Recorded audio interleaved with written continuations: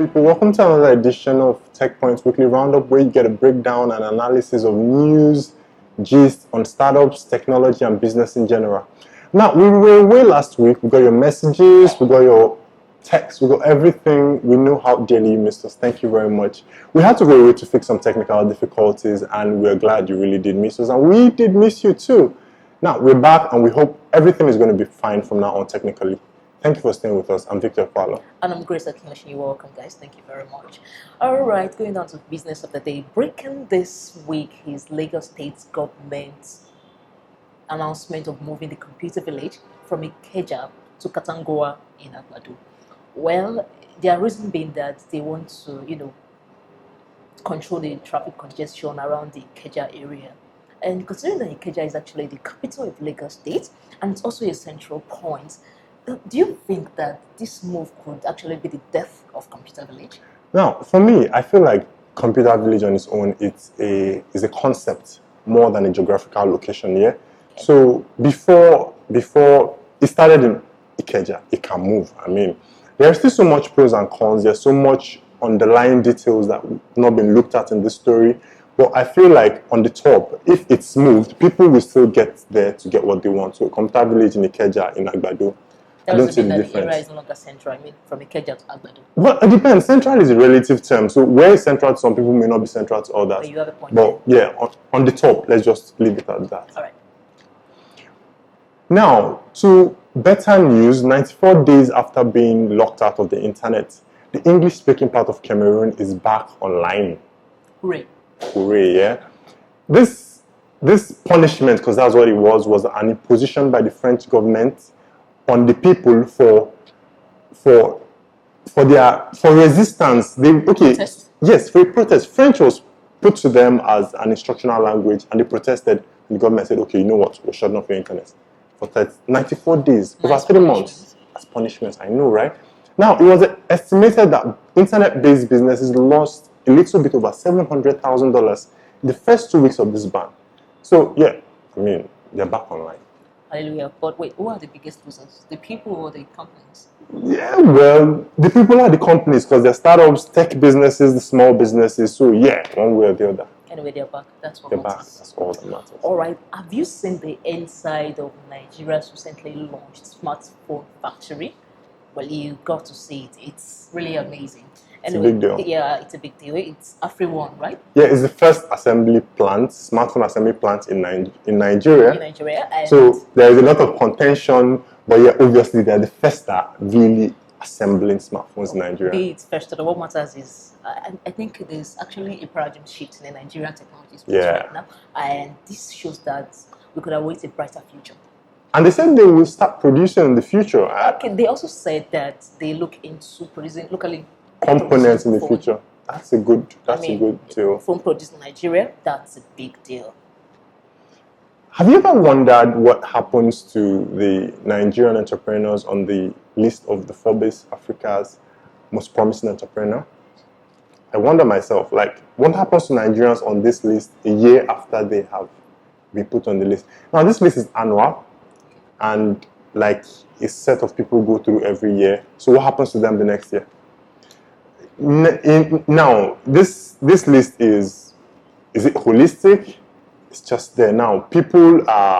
Everybody is like, okay, the list is a big deal, but nobody does a full. Nobody wants to see how are these people faring. Are they good? Have they been good after the list? Mm-hmm. So yeah, this article is like an explainer of sorts. It follows up entrepreneurs from last year's most promising entrepreneurs. Excuse me. So yeah, you should check it out totally. Thank you very much. Okay, should businesses run by churches pay taxes? I mean, considering that churches are NGOs, but wait, before you answer that question, here's the gist. Recently, Vodacom South Africa partnered with a church in South Africa to distribute its product to about 6.7 million members of the church. I mean, that got my heart to shake. Okay, so I'm sorry, wait, just hang on a second. 6.7 million is a big deal. I mean, that's like the population of a country, a small country, yeah. And it's just they're actually going to get them as customers, just on a platter of food. And you can't just tell me that there's nothing on the line that the church might not have, done one or two transactions from that. True. Probably pocket some change. Okay, so now, when I first heard the numbers, over 6 million, I'm like, my heart skipped a bit. I'm like, a church with over 6 million members. Okay. Now, when this converts to business, like when this becomes a business venture, because it's business, these churches get to make profit. Now, churches normally are tax exempt.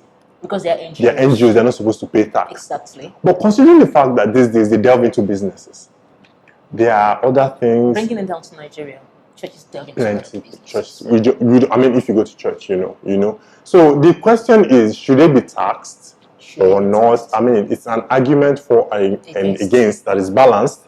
So it gives the pros and cons of churches being taxed or not. So, but we'd like to get your view on this. What's your opinion? Do you think churches should really be taxed? Please drop it in the comment section. We want to get your I really do want to know. We want to know. Yeah. Now, being an entrepreneur is no mean task. It's no mean task, excuse me. Being an entrepreneur is one hard journey. Especially in this part of the world, it's an uphill task. It's challenging. Very challenging. Now, everybody wakes up in the morning and says, I want to start a startup. I want to build a business. I want to become a CEO. I want to become a CEO. Yeah, that's the operative word, CEO. Now, there are operative questions you ask yourself. Like, they are very, very pertinent questions you need to ask yourself. Am I cut out for this? Can I wait this long? Is this life for me? Right. Can I take this? And more. Many more questions. Now, these are 10 questions every entrepreneur or every aspiring entrepreneur needs to ask themselves before they take that plunge off the cliff into entrepreneurship. Because, from employability to entrepreneurship is a big plunge. It's a big transition. It's a big transition. So before you even move in, you should just ask yourself a question. Ask yourself questions, Because this article details questions that every entrepreneur needs to ask themselves before taking the plunge. If you are an aspiring entrepreneur, you need to check this out and do a self-check. Run yourself through, like, am I ready for this? Now, it was estimated in 2016 that Nigerians spent 152 billion naira annually on lotto. Mind-blowing.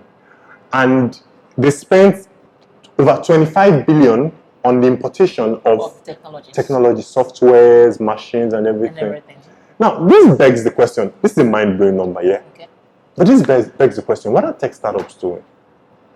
Why are we importing over 25 billion naira in just lottery softwares? If this analysis is anything to go by, yeah? Because I know that lottery is a big thing, gambling is a big thing in Nigeria. So yes, the figure is sounds near accurate. What do you think? It's when you talk about the legitimacy of gambling as a business, legality. Prior to now, it wasn't so legal. It just recently, with the springing of naira bait and the rest of them, it was that even MTN had to go into partnership with Papa Ejibo. Yes, very true. Good. And Nigeria is very religious and everything. Not so many persons really want to associate gambling. Okay, that's something I've not looked at. Yes, that could be a point. And another thing is, I think the technology is enhanced. It's not just something, it's highly sophisticated. But Nigeria has big tech companies, startups doing big things. Why can't this be an avenue to explore? This could be the next billion-dollar business from Nigeria, from tech startups from Nigeria. Okay. This could be the next unicorn from Nigeria, from Africa. Because with this amount, how much did startups make in 2016? I don't know any exact figure, but I know it's not $25 billion or 25 billion naira. Do you think it is? Well, I still think the technology is quite sophisticated too. More sophisticated than Nigerian tech startups can handle, you think? More sophisticated than the resources available at their disposal, I think. Well, that's the point. Now, the lotto business, the gambling business, the tech side of it, this is a billion-dollar business that is left unexplored. You need to look at it. Now, there is an analysis of how this can be explored, how this can be a good opportunity for Nigerian business. What do you think about this? As a tech startup, or if you know any tech business that may key into this opportunity, what do you think about it generally? Do you think this is something Nigerians will want to do? Do you think this is something you would want to If you had a tech business, yeah, if you had the capacity, would you want to do this? do it? So yeah, you read the article and let us know your opinion. What do you think about this? Please, let's know what you think about it. And hooray, this is announcing our TechPoint Ask Me Anything, TechPoint's AMA session this month, and it's coming up on the 7th of May. Yeah, I think 7th of May. 7th? No, the 4th of May. Thank you very much. The 4th of May, and that's next week, Thursday. And guess who we're hosting this time around? Can you guess? Don't guess. I know you know that. Funke or Weke. Well, who is she? I was expecting you to ask that question. Okay, so yeah, Funke Weke is the CEO of Main One. That's Main Street Technologies. Yes. And they are actually the leading West African provider of communication solution services. And aside that, do you know that they are actually the first to launch an undersea submarine cable? And it's spanning from South Africa to Portugal, across Accra, Nigeria, and just like that. And it's a big deal. You shouldn't miss it. You should actually look out for it. Funke is a colossus. She's a force to reckon with. Yeah, she is. She's a force to reckon with in the tech industry, in Nigeria and Africa, and even beyond. As a businesswoman.